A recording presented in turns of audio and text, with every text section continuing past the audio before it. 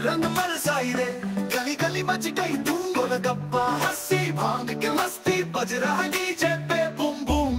पिचकारी से निकले रंगवा, सजनी के गाल गुलाबी भइल, भांग के घुट पी के बलमुआ, बोले रहल बा मौसम नवाबी भइल। रंगवा के बोचा चपाक चपाक रंग डाल, गोरी के संग झूमे नाचे पूरा घर द्वार।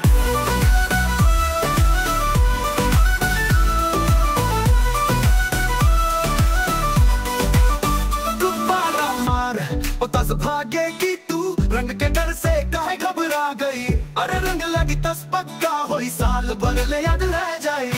ढोल बजा के झूमे लागे गाँव शहर, सब रंग में डूबे, भांग के तरंग में खो के बाबा गोरी के संग सब झूमे। अपने कोई रोक सके मौसम रंगीला छाई रे, बजाओ ताली खेलो होली मस्ती में झूमे भाई रे।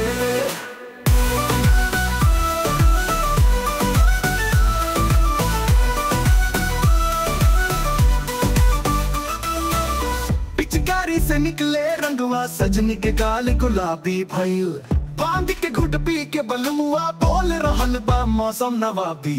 अरे रंगवा के बौछार छपा के रंग डाल, गोरी के संग झूमे नाचे पूरा घर द्वार। अरे रंगवा के बौछार छपा के रंग डाल, गोरी के संग झूमे नाचे पूरा घर द्वार। पर रंगवा के बौछार छपा के रंग डाल, गोरी के संग झूमे नाचे पूरा घर द्वार।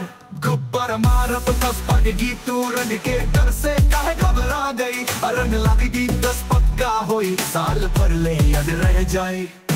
ढोल बजा के झूमे लागे गाँव शहर, सब रंग में डूबे, भांग के तरंग में खो के बाबा गोरी के संग सब झूमे। अपना कोई रोक सके मौसम रंगीला छाई रे, बजा